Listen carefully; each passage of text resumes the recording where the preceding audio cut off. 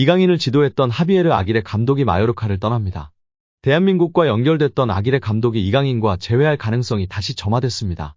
마요르카 구단이 23일 공식 홈페이지를 통해 아기레 감독이 이번 시즌을 끝으로 마요르카와 결별한다고 발표했습니다. 구단은 아기레가 다음 시즌 우리와 계속하지 않을 것이다. 구단은 엄청난 노력과 프로페셔널함에 감사할 것이다. 그가 감독한 기간에 우리는 1부 리그에 4시즌 연속 잔류했고 2022년도 시즌엔 9위를 차지했다. 이번 시즌 코파 델레이 결승전에 진출해 다음 시즌 수페르코파 출전도 가능하다. 라고 밝혔습니다.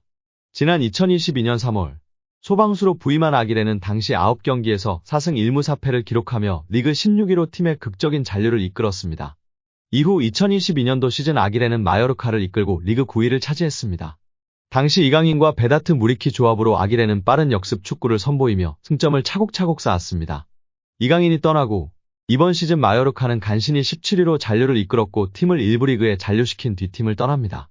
다만 이번 시즌 마요르카는 코파 델레이에서 결승전까지 진출하며 우승에 도전했습니다. 빌바오에게 3대5로 패해 탈락했지만 2002년도 시즌 우승한 시즌 이후 21년 만에 결승전에 진출한 역사를 쓰며 찬사를 받았었습니다. 아기레가 팀을 떠나면서 그의 향후 거취에도 관심이 쏠리고 있습니다. 그는 스페인 현지 매체로부터 대한민국 축구 국가대표팀 감독직에 연결되기도 했습니다. 스페인 언론 마르카가 지난 1일 아기레 감독이 재계약이 미뤄지고 있으며 다른 선택지 중 하나로 대한민국 축구 국가대표팀 감독직이 거론됐다고 전했습니다. 언론은 아기레의 재계약이 여전히 열려있다. 아직 이뤄지지 않았고 쉽지 않을 것이다. 그는 마지막 2년 이상의 계약을 원하고 있다. 아마도 그의 감독 경력의 마지막이 될 것이다. 이외에도 그에게 다른 여러 선택지가 있다. 라고 보도했습니다. 언론은 마요르카만 아기레와 협상 테이블에 앉은 건 아니다. 선택지 중 하나는 아시아이며 대한민국 국가대표팀이다. 위르겐 클린스만이 최근 경질됐으며 가장 강력한 공석 감독직 중 하나다. 라고 설명했습니다. 이어 다른 선택지는 멕시코 축구 대표팀이다. 남은 하나의 선택지는 스페인일 것. 이라며 덧붙였습니다. 임시 감독 체제로 일단 6월 A매치를 치르면서 KFA는 원점에서 정식 감독 선임 절차를 다시 시작하는데요.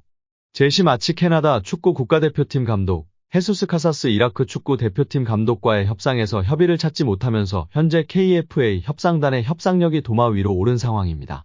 감독 후보군만 협상단에 제공하는 국가대표 전력 강화위원회는 다시 새롭게 최종 후보군을 추린다고 밝혔습니다. 새롭게 아기레 감독도 후보군에 올라 감독이 된다면 이강인과 재회할 가능성도 있는데요. 축구팬과 전문가들은 실리 축구와 명확한 성과를 낸 아기레 감독을 높이 평가하고 있습니다. 벤투 감독은 이강인을 명단에 올린 중요한 이유는 그가 바뀌어서다. 마인드의 변화와 마요르카에서의 활약으로 월드컵 출전의 자격을 증명했다. 그는 마요르카에서 완전히 다른 선수가 되었다. 그의 변화를 이끌어준 중요한 두 사람은 본인과 클럽 감독 하비에르 아기레일 것이다. 이강인은 스스로 스타일을 바꿔야 한다고 인정한 것 같고 아기레 감독은 그런 변화에 대한 확신을 줬을 것이다. 이강인의 훈련 퍼포먼스와 합숙에서 보여준 모습들이 월드컵 무대에서 좋은 성과를 이어졌다고 돌아봤습니다. 엘리케 감독은 아틀레틱 빌바오와 레알 마요르카의 코파델레이 결승전 이야기를 했는데 한 팬이 이강인 성장 관련 질문을 하자 아기레 감독 공이 크다고 말했습니다. 아기레 감독은 베테랑 지도자로 멕시코 국적인데요. 멕시코 대표팀을 비롯해 오사수나, 레알 사라고사, 에스파뇰, 레가네스 등 스페인 팀을 주로 지휘했습니다. 2014년부터 1년간 일본 사령탑으로 있기도 했습니다. 2021년도 시즌 중도에 마요르카로 온 아기레 감독은 이강인, 쿠보 다케우사를 활용해 스페인 라리가 잔류를 이끌었습니다. 지난 시즌 이강인을 한층 더 발전시켰습니다. 수비 축구를 하면서도 이강인의 기회 창출 능력을 극대화했습니다. 이강인을 다양한 위치에 쓰며 빌드업 시발점 역할을 맡겼습니다. 본인 중심 전술의 이강인은 더 능력을 선보였고 마요르카가 라리가 중위권에 오르는데 혁혁한 공을 세웠습니다. 라리가 정상급 미드필더로 분류돼 많은 팀들의 관심을 받았습니다.